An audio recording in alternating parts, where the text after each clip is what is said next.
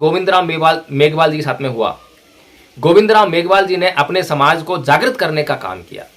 मेघवाल समाज को जा के बताया कि भाई अम्बेडकरवाद क्या है, भाई ये अंधविश्वास है, भाई ये पाखंडवाद है, पर पर्दा प्रथा मत करो भाई, करवा चौथ का व्रत मत करो भाई। ये सब बातें जो गोविंदराम मेघवाल जी बता रहे थे, ये सब बातें अपने समाज को जगाने के लिए बता रहे थे। लेकिन ये बड़ा दुर्भाग्य है कि जिस समाज को जगाने के लिए गोविंदराम मेघवाल जी निकले, उसी समाज ने गोविंदराम मेघवाल को उसी आधार पर हरा दिया। अर्जुन राम मेघवाल निकलकर जो है समाज में क्या बोला होगा? यही बोला होगा, अरे ये तो तुम्हारे धर्म का विरोध करता है, अरे तुम्हारे रीति रिवाज परंपराओं का विरोध करता है। जैसे कि एक जब बाबू जगजीवन राम जी दलितों की बस्तियों में जाकर ये कहा करते थे कि दलितों के असली मसीहा अंबेडकर नहीं है, दलितों के असली मसीहा तो गांधी जी हैं। गांधी जी उनका बहुजन समाज पार्टी छोड़कर भारतीय जनता पार्टी में शामिल हुआ हो, यह सोचकर कि वहां उसका न्याय होगा, उससे पूरा झाड़ू पोछा करवाया जाएगा, सारा काम करवाया जाएगा, सारी कुर्सियां लगवाई जाएंगी। और एक सीट पर एक नहीं होता, 40-50 लोग होते हैं। 40-50 लोग जो है इस तरह से जो है झाड़ू पोछा करते हैं उनकी पार्टी में जाकर, जो है जो कि अपने पार्टी में शर्म आती है करने में। और वहां पर जो है अंत में एक ही को टिकट मिलता है, और किसको टिकट मिलता है किसी छुपा नहीं है, जो पार्टी को जब बहुत बड़ी फंडिंग करती है। इतना वोट बैंक नहीं है, या कहें कि बहुजन समाज के पास इतना वोट बैंक नहीं है कि वो कई पार्टियों को अफोर्ड कर पाए। इसी प्रकार से कोई भी व्यक्ति यदि अपनी राजनीतिक पार्टी बनाता है, जरूर बनाए, लेकिन ये निश्चित कर ले कि जो पूर्व पहले से ही बनी हुई पार्टी है उसके वोट बैंक को टच नहीं करूंगा। जो मेरा वोट, मेरे समाज का वोट दुश्मन समाज के पास है, दुश्मन पार्टियों के पास है, वहां से लाने का काम करूंगा। अगर कोई ऐसा कर सकता है तो आरएसएस वो 1925 से लगातार आज तक भारत में अपनी संस्कृति का प्रचार प्रसार कर रही है, और वह संस्कृति के प्रचार प्रसार के माध्यम से ही इस मुकाम पर आज पहुंचे हैं कि चाहे कितनी भी नेगेटिव हवा, चाहे विरोधी पक्ष कितना ही मजबूत क्यों ना हो, कितने भी मुद्दे उनके मजबूत क्यों ना हो, लेकिन फिर भी हिंदुत्व के आधार पर, सांस्कृतिक आधार पर वोट तो केवल बीजेपी को ही पड़ेगा। राम मंदिर का जो ट्रस्ट बना है उसमें कितने दलितों को आपने स्थान दिया है, और जिस दलित को आपने स्थान दिया है वो आपका चापलूस होगा, वो अपने समाज का चापलूस नहीं है, वो अपने समाज के लिए सोच रखने वाला व्यक्ति नहीं है, वो केवल और केवल हिंदुत्व की बात करने वाला गांधी का हरी। लेकिन आप लोगों को ये बात क्यों समझ में नहीं आती है कि जब मान सम्मान की बात आएगी तो मान सम्मान केवल और केवल वर्ण व्यवस्था के आधार पर ही वितरित होगा। वहां पर ब्राह्मण को सबसे ऊंचा मान सम्मान मिलेगा। कभी भी देख लीजिए आप, जो है देखिए आप राजस्थान में जो है अब कौन सीएम बनेगा। अर्जुन राम मेघवाल ने कोई कम मेहनत तो ना की है, बनाइए उसको सीएम। लेकिन मैं ये कहता हूं कि दलितों के लिए जो भारत में राजनीति है वो मुद्दों की राजनीति है ही नहीं। मुद्दों की राजनीति आपके लिए कांग्रेस ने की, मुद्दों की राजनीति आपके लिए बीजेपी ने की, मुद्दों की राजनीति आपके लिए आम आदमी पार्टी ने की। सारी पार्टियां आपके बीच में आएंगी और वो मुद्दों की राजनीति करेंगी। लेकिन आपके लिए भारत में जो राजनीति है वो मान सम्मान और स्वाभिमान की राजनीति है। ये आपको कब समझ में? दलितों की राजनीति कहां जा रही है? मुझे ये कहने में कोई गुरेज नहीं हो रहा है कि दलितों की राजनीति अब पिटने और छितने की तरफ। हितैषी होने का दावा करना और दलित हितैषी होना, दोनों में जमीन आसमान का फर्क है। एक बार गांधी जी परम पूज्य बाबा साहेब डॉक्टर भीमराव अम्बेडकर से बोल रहे थे कि बाबा साहेब, दलितों की जितनी पीड़ा आपके भीतर है उससे कहीं ज्यादा पीड़ा मेरे भीतर है। बाबा साहेब ने बड़ा करारा जवाब दिया, मुंह तोड़ जवाब दिया। बाबा साहेब बोले कि गांधी जी, दाई और जाई में बड़ा फर्क होता है। गरीबों को मुफ्त राशन दिया जा रहा है। अगर भारतीय जनता पार्टी और उसके प्रधानमंत्री नरेंद्र मोदी जी इतने ही दलित हितैषी हैं तो ये मुफ्त का राशन बांटना बंद कर दें।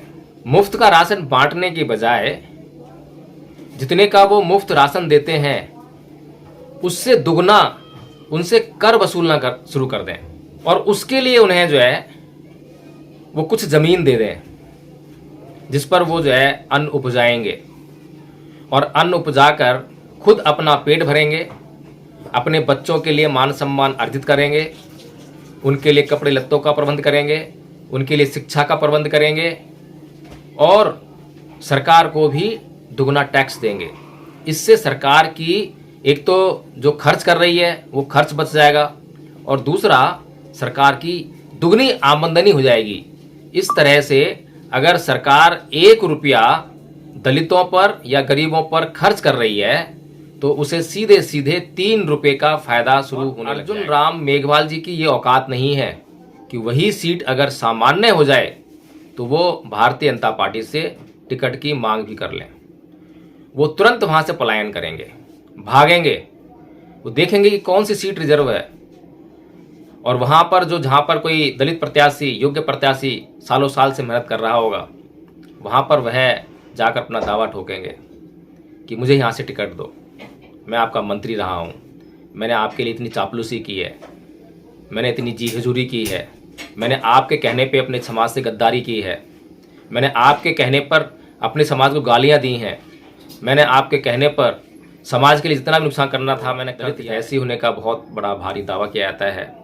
भारतीय जनता पार्टी यह बताने का काम करे कि जो सीटें एससी रिजर्व थीं उन सीटों पर तो भारतीय जनता पार्टी ने दलित प्रत्याशी उतारा होगा क्योंकि मजबूरी है, लेकिन भारतीय जनता पार्टी यह बताने का कार्य करे कि जो सीटें दलितों के लिए रिजर्व नहीं हैं, सामान्य सीटें हैं, क्या कभी भी अब तक जब से पार्टी का निर्माण हुआ है तब से लेकर अब तक कभी भी किसी सामान्य सीट पर दलितों को लड़ाने का काम क्या भारतीय जनता पार्टी ने? भारतीय जनता पार्टी यह दावा करती है कि वह महिलाओं का सम्मान करती है, तो वह बताए कि कितनी ऐसी सीटें हैं जहां पर कि महिलाओं के लिए आरक्षण नहीं था, लेकिन वहां पर योग्य महिलाएं थीं, इसलिए वहां पर भारतीय जनता पार्टी ने योग्य महिलाओं को टिकट दिया। बताने का काम करना चाहिए। जय भीम, नमो बुद्धाय साथियों। तो आखिरकार राजस्थान के, मध्य प्रदेश के, छत्तीसगढ़ के और तेलंगाना के विधानसभा चुनावों के रिजल्ट आ गए और पूरे देश में चर्चा चल रही थी कि ये 2024 के लोकसभा चुनावों का सेमीफाइनल है। अगर 2024 के लोकसभा चुनावों का यह सेमीफाइनल है तो भाजपा की जीत 2024 में तय है, क्योंकि अगर हम आंकड़ों की बात करें तो मध्य प्रदेश में 230 सीटें हैं। 230 में से बीजेपी ने 163 सीटों पर विजय प्राप्त की है, कांग्रेस ने 66 सीटों पर विजय प्राप्त की है। अब ये जो बीजेपी ने 163 सीटों पर विजय प्राप्त की है, यदि हम ध्यान दें तो भारतीय जनता पार्टी ने पिछले विधानसभा चुनावों के मुकाबले इस बार 54 सीटें अधिक जीती हैं और कांग्रेस ने 48 सीटें जो है अपनी गंवाई हैं। अब जो 48 सीटें गंवाई हैं, 48 सीटें तो भारतीय जनता पार्टी ने कांग्रेस की ले ली और उसमें 6 सीटें जो अन्य छोटे दल या निर्दलीय थे उनकी भी अपने कब्जे में ले ली। और हमें ये ध्यान देना चाहिए कि मध्य प्रदेश एक आदिवासी क्षेत्र है, आदिवासी बाहुल्य क्षेत्र है और यहाँ पर जो है जो जनजातियाँ रहती हैं वहाँ पर किस तरह से भारतीय जनता पार्टी ने अपना प्रचार प्रसार किया, ये ध्यान देने योग्य बात है। खैर, सबसे महत्वपूर्ण बात तो ये है कि भारतीय जनता पार्टी ने यहाँ पर 54 सीटें अधिक हासिल करके एक तरह से विपक्षियों को धराशायी कर दिया। दूसरे राज्य को लें तो छत्तीसगढ़ राज्य है जिसमें 90 सीटें हैं। 90 में से भारतीय जनता पार्टी ने 54 सीटें जीती हैं और उसे 39 सीटों का पिछले चुनावों के रिजल्ट के मुकाबले फ़ायदा हुआ है। वहीं कांग्रेस ने 35 सीटें जीती हैं और उसे 33 सीटों का नुकसान हुआ है। यहाँ पर भी 33 सीटें कांग्रेस की सारी बीजेपी ने ले ली, प्लस में 6 सीटें और जो अन्य दलों या निर्दलियों के पास थीं वो भी भारतीय जनता पार्टी ने अपने कब्जे में कर ली। इसके अलावा राजस्थान में बात करें तो राजस्थान में 199 सीटें और 199 में से भारतीय जनता पार्टी ने 115 सीटें जीती, जिसमें कि उसे पिछले विधानसभा के मुकाबले इस बार 42 सीटों का फायदा हुआ, वहीं कांग्रेस जो है 69 सीटों पर सिमट कर रह गई। यहाँ कांग्रेस को 30 सीटों का नुकसान हुआ। इसका मतलब ये है कि भारतीय जनता पार्टी ने राजस्थान में कांग्रेस की 30 सीटें तो हासिल की ही, इसके अलावा 12 सीटें अन्य दलों या निर्दलियों से भी हासिल की हैं। वहीं अगर तेलंगाना की बात करें, जो कि साउथ का इलाका है, दक्षिण भारत जो है उत्तर भारतीयों के लिए कभी भी आसान नहीं रहा है, और तेलंगाना में भारतीय जनता पार्टी का जो वर्चस्व था, यानी पिछले विधानसभा चुनावों का रिजल्ट अगर देखें तो भारतीय जनता पार्टी के पास मात्र 1 सीट थी। 1 सीट से बढ़कर अब उसकी 8 सीटें हो गई हैं, यानी कि उसने 7 सीटों का मुनाफा तेलंगाना में भी कमा लिया है। हालांकि यहाँ पर कांग्रेस ने जो है अपना दम दिखाया, क्योंकि कांग्रेस का जो यहाँ पर एक बहुत बड़ा चेहरा मल्लिकार्जुन खड़गे, जो कि दलित समाज से आते हैं और दलित समाज के लिए उन्होंने पीछे बहुत पुरजोर आवाज़ उठाई, जिसकी चर्चा पूरे दलित समाज में हुई। उनके काफ़ी वीडियो वायरल हुए, तो उसका फ़ायदा यहाँ देखने को मिलता है। लेकिन साथियों, मैं ये जो रिजल्ट की चर्चा कर रहा हूँ, ये क्यों कर रहा हूँ? क्योंकि ये रिजल्ट तो आपको जो है यूट्यूब पर या टीवी पर देखने को मिल ही गए होंगे, सुनने को मिल गए होंगे, व्हाट्सएप पे बहुत चल रहे होंगे। यहाँ पर मेरा इस चर्चा को, इन आंकड़ों को आपको बताने का केवल और केवल एक ही मकसद है कि भारत की राजनीति जो है किस प्रकार से चल रही है, उसका आधार क्या है। भारतीय जनता पार्टी जो कि हिंदुत्व के मुद्दे पर हमेशा चुनाव लड़ती है, इस बार भी हिंदुत्व का ही मुद्दा उसने बनाए रखा। हालांकि अपने इन मुद्दों में वह दलित, गरीब, युवा, महिलाएं, इनको भी शामिल करने का दावा करती है। लेकिन यदि हम व्यवहारिक जांच करेंगे तो ना तो उसकी पॉलिसीज़ में, नीतियों में कहीं दलित दिखाई देगा, ना कहीं गरीब दिखाई देगा, ना महिलाएं दिखाई देंगी और ना युवाओं के लिए कुछ दिखाई देगा।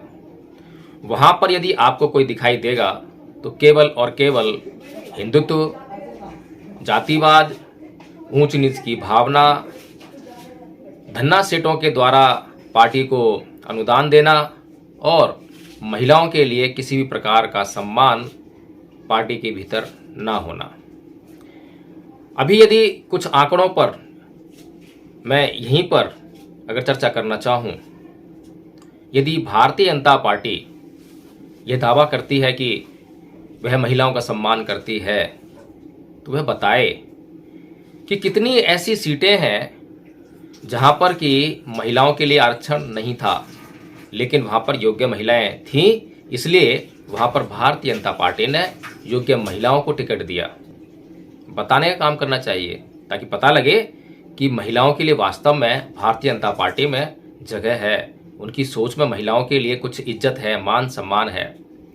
महिला चाहे कितनी भी योग्य क्यों ना हो, यदि वह सीट सामान्य है, यानी वहाँ पर पुरुष भी लड़ सकता है और महिला भी लड़ सकती है, तो किसी भी सूरत में भारतीय जनता पार्टी वह उस सीट पर किसी महिला को टिकट कभी नहीं देगी।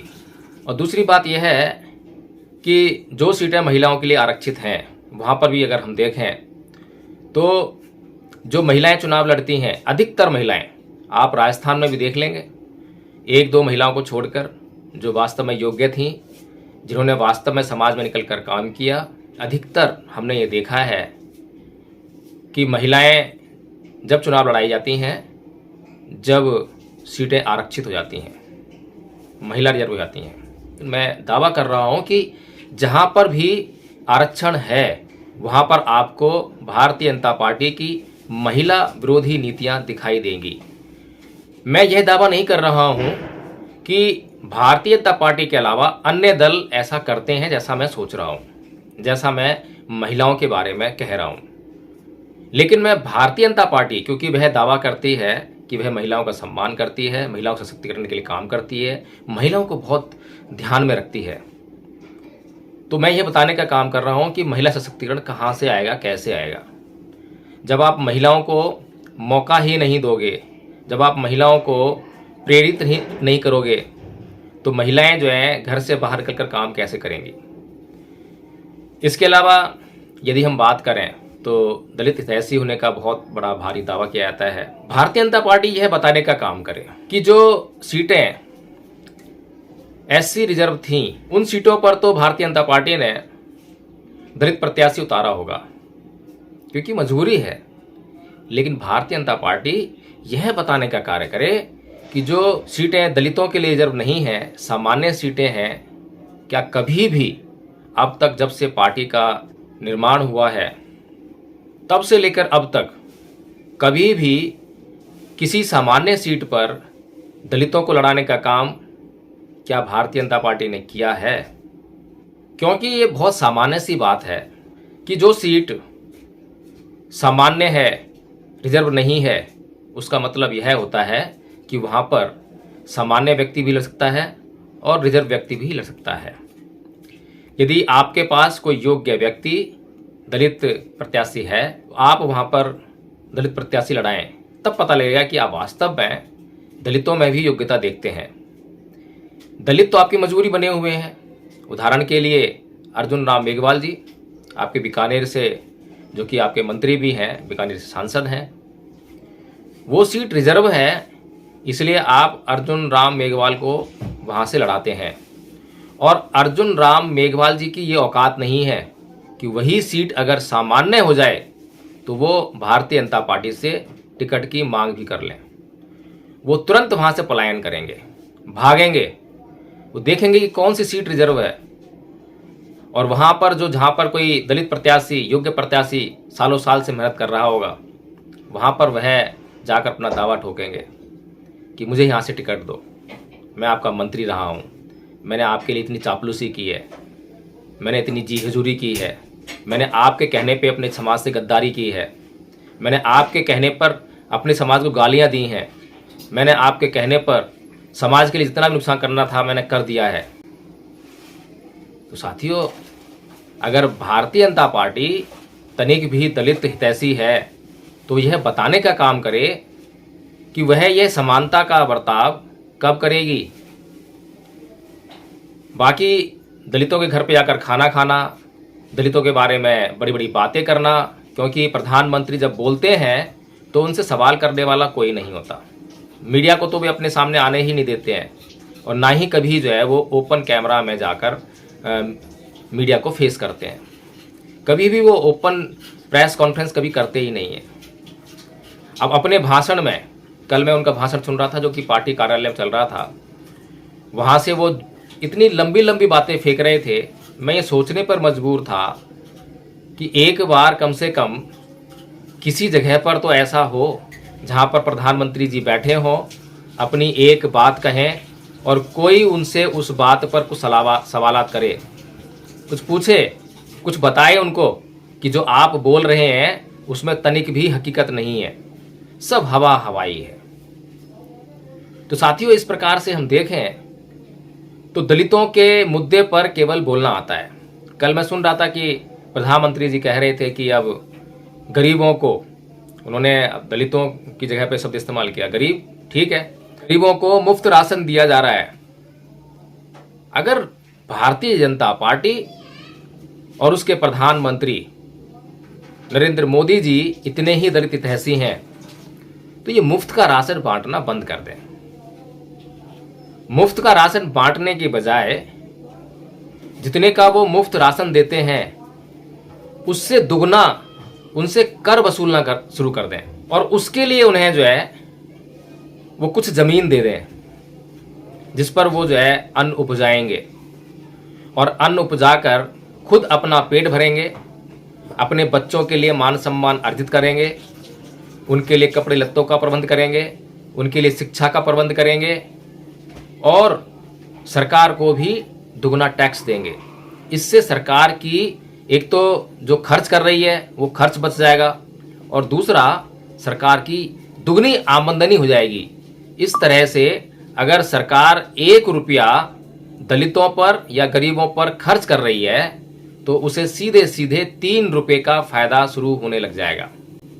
और ऐसा नहीं है कि सरकार के पास जमीन नहीं है, जो भी खाली पड़ी जमीन है उसको बांट दे, बड़ा आसान काम है। तो उसके बाद एक बात और होगी, जब ये जमीन बट जाएगी, उन लोगों को जमीन मिल जाएगी, तब वे अपने बच्चों के लिए भोजन और वस्त्र की तो व्यवस्था करेंगे, साथ में शिक्षा की व्यवस्था भी कर पाएंगे। और जब वे शिक्षा की व्यवस्था करेंगे तो उन्हें ऊंचे रोजगार भी उपलब्ध होंगे। इस तरह से प्रधानमंत्री जी को बार बार भारत की बेरोजगारी का जो स्केल है उसको नापना नहीं पड़ेगा, बताना नहीं पड़ेगा। लोग खुद ब खुद अपने लिए रोजगार इकट्ठा करने लग जाएंगे। लेकिन दलित हितैषी होने का दावा करना और दलित हितैषी होना, दोनों में जमीन आसमान का फर्क है। एक बार गांधी जी परम पूज्य बाबा साहेब डॉक्टर भीमराव अम्बेडकर से बोल रहे थे कि बाबा साहेब, दलितों की जितनी पीड़ा आपके भीतर है उससे कहीं ज्यादा पीड़ा मेरे भीतर है। मैं चाहता हूं कि अगले जन्म में भी मैं भंगी बनकर जन्म लूं, मैं बढ़िया बनकर जन्म ना लूं। बड़ी चिकनी चुपड़ी बातें कर रहे थे। बाबा साहेब ने बड़ा करारा जवाब दिया, मुंह तोड़ जवाब दिया। बाबा साहेब बोले कि गांधी जी, दाई और जाई में बड़ा फर्क होता है। दाई जो है जाई के दर्द को महसूस तो कर सकती है, बयान भी कर सकती है, लेकिन उसको जो सहन करना पड़ता है जाई को, वो दर्द तो उसको सहन करना नहीं पड़ता। वो दर्द तो असली वही बता सकती है, वही सोच सकती है जो उसको सहन कर रही है। तो ये तो दलितों की बात है, अभी चर्चा करेंगे इस पर। इसके अलावा युवाओं की बात करते हैं। नरेंद्र मोदी जी युवाओं के लिए कितने रोजगार उन्होंने दिए हैं। इतना बड़ा झूठ बोल रहे थे, सरासर झूठ बोल रहे थे। सुबह से मीडिया तो उनके चापलूसी में लगी ही है। शाम को नरेंद्र मोदी जी बोलते हैं कि आज जो युवा अपना पहला वोट डालकर आया है उसको आज ये एहसास हो रहा है कि उसने एक विजेता को वोट दिया है, उसके वोट की जो है उसने कीमत अदा की है। इतना तगड़ा झूठ, जैसे कि सारे युवा जो आज अपना पहला मतदान देकर आए हैं वो सभी भाजपा को ही वोट देकर आए हैं। सुबह से मीडिया यही चिल्ला रही है। मीडिया पर जो राजनीतिक विश्लेषक बैठे होते हैं वो भी भाजपा के ही होते हैं, भाजपा के गुणगारे होते हैं। यानी कि सारा सिस्टम जो है खरीदा हुआ है। और सुबह से ही चुनाव के परिणाम आना शुरू ही हुए थे, रुझान आना शुरू हुए थे, तब से ही भाजपा भाजपा भाजपा ही मीडिया चिल्ला रही थी। कहीं पर जो है दूसरी कोई पार्टी नहीं थी, क्योंकि पूरा समय जो है कोई भी व्यक्ति टीवी नहीं देखता है। कोई 10 मिनट देखता है, कोई 5 मिनट देखता है, कोई आधा घंटा देखता है। तो जब भी कोई व्यक्ति टीवी देखे तो उसे केवल और केवल भाजपा की ही तारीफें नजर आए, चाहे वो नरेंद्र मोदी के मुंह से हो, चाहे उनके प्रवक्ताओं के मुंह से हो, चाहे वो टीवी डिबेट्स में हो। लेकिन यह वीडियो बनाने का मेरा मकसद था दलित चिंतन, दलितों की राजनीति कहाँ जा रही है। मुझे ये कहने में कोई गुरेज नहीं हो रहा है कि दलितों की राजनीति अब पिटने और छितने की तरफ जा रही है। क्योंकि दलित हमेशा जो है, कांसीराम जी सवाल करते थे कि आप जो है मैनिफेस्टो जारी नहीं करते हैं, घोषणा पत्र नहीं जारी करते हैं। कांसीराम जी कहते थे कि भाई हम काम करके दिखाएंगे, और जब भी सत्ता में आए तो काम करके उन्होंने दिखाए भी। लेकिन मैं ये कहता हूं कि दलितों के लिए जो भारत में राजनीति है वो मुद्दों की राजनीति है ही नहीं। मुद्दों की राजनीति आपके लिए कांग्रेस ने की, मुद्दों की राजनीति आपके लिए बीजेपी ने की, मुद्दों की राजनीति आपके लिए आम आदमी पार्टी ने की। सारी पार्टियां आपके बीच में आएंगी और वो मुद्दों की राजनीति करेंगी। लेकिन आपके लिए भारत में जो राजनीति है वो मान सम्मान और स्वाभिमान की राजनीति है। ये आपको कब समझ में आएगा। मुद्दों की बात करें तो फ्री बिजली, फ्री पानी अगर आपको आम आदमी पार्टी दे रही है तो वो बहुजन समाज पार्टी भी दे सकती है। फ्री राशन अगर भारतीय जनता पार्टी बांट रही है तो आपको वो बहुजन समाज पार्टी भी दे सकती है। हो सकता है कि थोड़ा 19-20 हो जाए, लेकिन देगी। ऐसा नहीं है कि आपको जो है वो जीने ही नहीं देगी, मार देगी। लेकिन आप लोगों को ये बात क्यों समझ में नहीं आती है कि जब मान सम्मान की बात आएगी तो मान सम्मान केवल और केवल वर्ण व्यवस्था के आधार पर ही वितरित होगा। वहां पर ब्राह्मण को सबसे ऊंचा मान सम्मान मिलेगा। कभी भी देख लीजिए आप जो है। देखिए आप राजस्थान में जो है अब कौन सीएम बनेगा।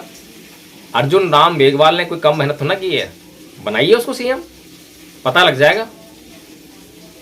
और जो भारतीय जनता पार्टी ये दावा करती है कि वो परिवारवाद नहीं चलाती है, वो तो राजवाद चलाती है। खाली राजपथ का नाम बदल कर कर्तव्य पथ रख देने से काम नहीं बन जाता।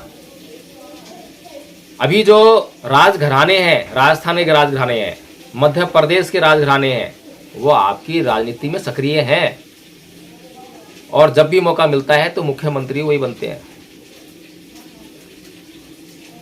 और परिवारवाद की आप बात कर रहे हैं, कल इतना बड़ा झूठ बोल रहे थे, मैं सोच रहा था मैं क्या कैसे जवाब दिया जाए, कैसे सवाल पूछा जाए। प्रधानमंत्री जी को ये समझ में ही नहीं आता कितनी जगह उन्होंने जो है परिवारवाद के आधार पर टिकट बांटे हैं। अमित शाह के बेटे को भारतीय क्रिकेट कंट्रोल बोर्ड का अध्यक्ष क्यों बनाया है? इसे परिवारवाद नहीं कहेंगे तो क्या कहेंगे? कौन सी योग्यता है अमित शाह के बेटे में क्रिकेट खेलने की, क्रिकेट एनालाइज करने की, कमेंट्री भी कभी की हो, जो कि उन्होंने जो है उस बोर्ड का उसको अध्यक्ष बना दिया। जहां पर भी मलाई है वहां पर जो है राम मंदिर का ही ले लीजिए आप, जो राम मंदिर का जो ट्रस्ट बना है उसमें कितने दलितों को आपने स्थान दिया है, और जिस दलित को आपने स्थान दिया है वो आपका चापलूस होगा, वो अपने समाज का चापलूस नहीं है, वो अपने समाज के लिए सोच रखने वाला व्यक्ति नहीं है, वो केवल और केवल हिंदुत्व की बात करने वाला गांधी का हरिजन ही होगा। तो साथियों, मेरा यहाँ पर जो है ये जो बात बताने का जो है कि जो मध्य प्रदेश चुनाव लें वहाँ पर 54 सीटें प्लस की हैं, कितनी भी नेगेटिव हवा चल रही है बीजेपी की, हर प्रदेश में नेगेटिव हवा चल रही है, पूरे देश में नेगेटिव हवा चल रही है, उसके बावजूद, और दिल्ली के जो पिछले चुनाव हुए थे उसमें भी 7 सीटें प्लस कर ली थी। मुद्दों की राजनीति थी यहाँ दिल्ली में, केजरीवाल जी ने बिजली और पानी पे सबको साफ कर दिया था, लेकिन फिर भी भारतीय जनता पार्टी का वोट बैंक नहीं हिला और 7 सीटें प्लस कर ली थी। कैसे? मैं लगातार ये कहता रहा हूं कि आपके लिए भारत की राजनीति में मुद्दों की राजनीति नहीं है, आपका सांस्कृतिक मामला है, आपको सांस्कृतिक बदलाव की तरफ सोचना चाहिए। भारतीय जनता पार्टी की जो जननी संस्था है, जिसने उसे जन्म दिया है, आरएसएस, वो 1925 से लगातार आज तक भारत में अपनी संस्कृति का प्रचार प्रसार कर रही है, और वह संस्कृति के प्रचार प्रसार के माध्यम से ही इस मुकाम पर आज पहुंचे हैं कि चाहे कितनी भी नेगेटिव हवा, चाहे विरोधी पक्ष कितना ही मजबूत क्यों ना हो, कितने भी मुद्दे उनके मजबूत क्यों ना हो, लेकिन फिर भी हिंदुत्व के आधार पर, सांस्कृतिक आधार पर वोट तो केवल बीजेपी को ही पड़ेगा। हम लगातार बोलते रहते हैं कि भारत में सांस्कृतिक युद्ध चल रहा है, एक तरफ समणवाद है, एक तरफ ब्राह्मणवाद है। आज जो ओबीसी है, जो मध्य प्रदेश का जो जनजातीय वर्ग है, जो आदिवासी वर्ग है, वो जब बौद्ध हुआ करता था तब ये राष्ट्र बौद्ध राष्ट्र था। आज इसी वर्ग को बहलाकर, फुसलाकर, क्योंकि उसको पहले तो ईश्वर की आराधना सिखा देते हैं, ईश्वर के अंदर आस्था सिखा देते हैं, ईश्वर में विश्वास करा देते हैं, और उसके बाद जो है उसी ईश्वर का डर दिखाकर या प्रलोभन दिखाकर या फिर दूसरे को दिखाकर, जैसे कि गोविंद राम मेघवाल जी के साथ में हुआ। गोविंद राम मेघवाल जी ने अपने समाज को जागृत करने का काम किया। मेघवाल समाज को जा के बताया कि भाई अम्बेडकरवाद क्या है, भाई ये अंधविश्वास है, भाई ये पाखंडवाद है, पर्दा प्रथा मत करो भाई, करवा चौथ का व्रत मत करो भाई। ये सब बातें जो गोविंद राम मेघवाल जी बता रहे थे, ये सब बातें अपने समाज को जगाने के लिए बता रहे थे। लेकिन ये बड़ा दुर्भाग्य है कि जिस समाज को जगाने के लिए गोविंद राम मेघवाल जी निकले, उसी समाज ने गोविंद राम मेघवाल को उसी आधार पर हरा दिया। अर्जुन राम मेघवाल निकलकर जो है समाज में क्या बोला होगा? यही बोला होगा, अरे ये तो तुम्हारे धर्म का विरोध करता है, अरे तुम्हारे रीति रिवाज परंपराओं का विरोध करता है। जैसे कि एक बार जब बाबू जगजीवन राम जी दलितों की बस्तियों में जाकर ये कहा करते थे कि दलितों के असली मसीहा अंबेडकर नहीं है, दलितों के असली मसीहा तो गांधी जी हैं, गांधी जी उनका उद्धार कर रहे हैं, वही मसीहा हैं। और गांधी जी पचकुइया रोड पे आके बैठ गए थे वाल्मीकि बस्ती में। वाल्मीकि कभी समझ ही नहीं पाए इस बात को कि क्या षड्यंत्र उनके हाथ जा रहा है। तो साथियों, आज हमें इस बात को समझने की जरूरत है कि हमारा जो असली राजनीतिक आधार है वो सांस्कृतिक होना चाहिए। हमें सांस्कृतिक परिवर्तन करना है, हमें इन्हीं लोगों को बौद्ध बनाना है, हमें इन्हीं लोगों को जो है इनका जो हम कहें कि धर्म परिवर्तन, अब धर्म परिवर्तन वो सामुदायिक परिवर्तन नहीं है, इनकी सोच में परिवर्तन करना है, इनके सोचने के ढंग में परिवर्तन करना है। जहाँ पर हिंदू संस्कृति, ब्राह्मण संस्कृति आपको जो है हिंसा में लिप्त रहना सिखाती है, काम भोगों में लिप्त रहना सिखाती है, राग पैदा करना सिखाती है, मनोरंजन का जीवन देती है, वहीं पर आपको जो है समण संस्कृति यानी बौद्ध संस्कृति जो है आपको अहिंसात्मक रहना सिखाती है, प्यार मैत्री सिखाती है, दुश्मन पर भी मैत्री से विजय पाना सिखाती है, राग से दूर रहना सिखाती है, अप्रमादी रहकर जीवन जीना सिखाती है, हमेशा जो है अपने उच्चतम प्रयास करना सिखाती है। तो साथियों, आज हमें इस बात की ज़रूरत है, यदि साहेब मान्यवर कांसी राम जी की जो राह थी, अगर उसको एक सिस्टम में तब्दील किया होता कांसी राम जी ने, क्योंकि राजनीति तो समाज की हुई लेकिन वह राजनीति व्यक्तिवादी होकर रह गई, उसमें एक सिस्टम क्रिएट नहीं हो पाया। जैसा सिस्टम आरएसएस ने क्रिएट कर रखा है कि वहाँ पर व्यक्ति के लिए कोई जगह नहीं है, वहाँ पर उनकी संस्कृति के लिए जगह है, वहाँ पर उनके लिए जो उनका धर्म है, जो उनका पंथ है, मजहब है, उसके लिए जगह है। वहाँ पर किसी एक व्यक्ति के लिए कोई जगह नहीं है। वहाँ पर वे अपने आप को सत्ता में लाने के लिए अडवाणी की जितनी भी तपस्या है उसका भी बलिदान दे देते हैं, बलि चढ़ा देते हैं उसको। वो किसी परवाह नहीं करते, वो केवल और केवल इस बात की परवाह करते हैं कि सत्ता जो है अब किस रास्ते से उनको मिलने वाली है। तो साथियों, हमें इतने बड़े बड़े महापुरुष, इतने त्यागी महापुरुष, उनका मार्गदर्शन हमें प्राप्त हुआ, तो क्या ये हमारा फर्ज नहीं बनता कि हम जो है, अगर हमारे महापुरुषों ने 10 कदम चले तो हम 10 लोग मिलकर 1 कदम चलें। हमारे महापुरुष को 10 कदम चलने में अपना सर्वोच्च न्यौछावर करना पड़ा, सब कुछ त्यागना पड़ा, तो हम एक कदम चलेंगे तो हमें सब कुछ त्यागना नहीं पड़ेगा, सारा न्यौछावर नहीं करना पड़ेगा, बहुत कुछ बचा रहेगा, आराम भी रहेगा। आप अपनी ज़िंदगी को भी जी सकते हैं, वो ज़िंदगी के तमाम जो ऐसो आराम है उसको भी भोग सकते हैं, लेकिन 1 कदम तो चलें आप। अगर हम सब मिलकर 1 कदम चलेंगे तो जो आज हमारे ऊपर संकट आ पड़ा है वो 2024 में धुल जाएगा, मिट जाएगा, हम उसे निजात पा लेंगे। तो साथियों, इसके साथ ही एक बात और कि बहुजन समाज पार्टी के पास इतना वोट बैंक नहीं है, या कहें कि बहुजन समाज के पास इतना वोट बैंक नहीं है कि वो कई पार्टियों को अफोर्ड कर पाए। बहुजन समाज पार्टी अपनी राजनीति कर रही है, चाहे वो परिवारवादी राजनीति कर रही है, चाहे वो गलत नीतियों राजनीति कर रही है, लेकिन इस समाज की पार्टी है। जब भी सत्ता में आएगी तो कुछ ना कुछ तो आपके लिए सोचेगी, बहुत सारा नहीं सोचेगी तो कुछ तो सोचेगी ही।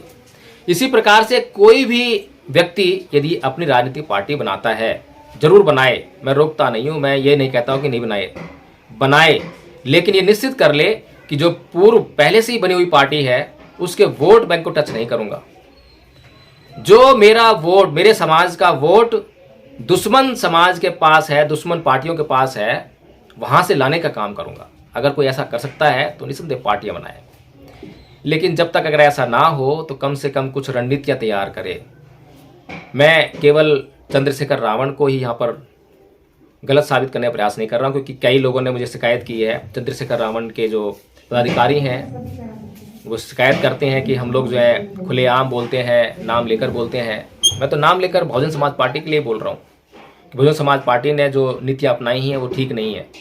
आज उन्हीं नीतियों का रिजल्ट हमें भुगतने को मिल रहा है कि जब कोई कार्यकर्ता किसी सीट पर 5 साल तक मेहनत करता है तो 5वें साल में जैसे ही चुनाव आते हैं, चुनाव से ठीक पहले जो है कोई भी अमीर प्रत्याशी जाता है और वहाँ पर जो है वो सीट जो है वहाँ पर टिकट लेकर आ जाता है। ये कोई एक सीट का मामला नहीं है, बहुत सारी सीटों पर देखने को मिला है। इसी का कारण है कि कोई भी कार्यकर्ता अपना तन मन धन देकर उस सीट पर काम करके राजी नहीं है, क्योंकि उसे पता है कि वो पूरे 5 साल तो मेहनत करेगा और जैसे ही उसका फल खाने का समय आएगा उधर कोई धनपति आ जाएगा और उस सीट को जो है खरीद कर ले जाएगा।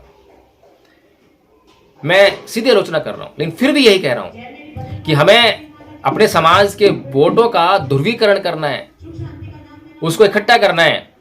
अभी उसका विकेंद्रीकरण करने का कोई समय नहीं आया है। यही नीतियां जो है भारतीय जनता पार्टी में भी चलती हैं। वहां भी ऐसा नहीं है कि कोई कार्यकर्ता जो है, वहां तो और भी बुरा हाल है। बहुजन समाज पार्टी छोड़कर भारतीय जनता पार्टी में शामिल हुआ हो यह सोचकर कि वहां उसका न्याय होगा, उससे पूरा झाड़ू पोछा करवाया जाएगा, सारा काम करवाया जाएगा, सारी कुर्सियां लगवाई जाएंगी। और एक सीट पर एक नहीं होता, 40-50 लोग होते हैं। 40-50 लोग जो है इस तरह से जो है झाड़ू पोछा करते हैं उनकी पार्टी में जाकर, जो है जो कि अपने पार्टी में शर्म आती है करने में। और वहां पर जो है अंत में एक ही को टिकट मिलता है। और किसको टिकट मिलता है किसी छुपा नहीं है। जो पार्टी को जो बहुत बड़ी फंडिंग करते हैं उनको टिकट मिलता है। आम आदमी पार्टी का आप देख लीजिए, जिन लोगों ने जो है करोड़ों अरबों रुपया दिया उनको जो है राज्यसभा में जाके बैठा दिया, आपके समाज को नहीं बैठाया। और वाल्मीकि समाज जो है पूरा जोर लगाकर जो है सारा वोट जो है आम आदमी पार्टी को दे रहा है। साथियों, मैं जो आलोचना कर रहा हूं कुछ बातों को केंद्र में रखकर कर रहा हूं। 2024 का चुनाव अब बहुत दूर नहीं है। हमें यह सोचना पड़ेगा कि हमें जो है किस तरह से इकट्ठा होना है। बहुजन समाज पार्टी अगर आज सही नहीं कर रही है, गलत कर रही है, तो दूसरी कोई पार्टी भी ऐसी नहीं है जो उसको रिप्लेस पूरा कर दे। आज ऐसी कोई स्थिति में नहीं है कि पूरा वोट बहुजन समाज पार्टी का वहां चला जाए। अगर कोई भी पार्टी आती है, कोई भी नई पार्टी खड़ी होगी, तो आधा वोट जो है बहुजन समाज पार्टी के पास रहेगा, आधा वोट जो है दूसरी पार्टी ले सकती है। कुछ तो रहेगा, कुछ वहां जाएगा। और यही नीति जो है आरएसएस की है। आरएसएस की नीति है बांटने की नीति। वो जानती है कि जब तक ये बटे रहेंगे, जब तक हम सत्ता में आराम से आते रहेंगे। आज जो कांग्रेस को तोड़ने का काम मान्यवर साहब कांशीराम जी ने किया था, कांग्रेस बहुत बड़ी सरदर्दी बनी हुई थी भारतीय जनता पार्टी के लिए, लेकिन उसको धराशायी करने का काम मान्यवर साहब कांशीराम जी ने किया। उसके बाद बहुजन समाज पार्टी को उसको रिप्लेस करना चाहिए था, लेकिन उसका पूरा का पूरा फायदा आज भारतीय जनता पार्टी को मिल रहा है। तो साथियों, हमें इकट्ठा होकर, एक होकर, और कुछ गिले शिकवे आपस में हो तो उनको जो है मिटाकर, दूर करके हमें जो है 2024 के लिए इकट्ठा होना है, अपना वर्चस्व स्थापित करना है। कम से कम इतना वर्चस्व स्थापित कर लें कि हम अपना मान सम्मान बचा सकें, हम जो है कुछ किसी को कहने लायक रह सकें, कुछ किसी को धमक देने लायक रह सकें। जय भीम। नमस्कार साथियों।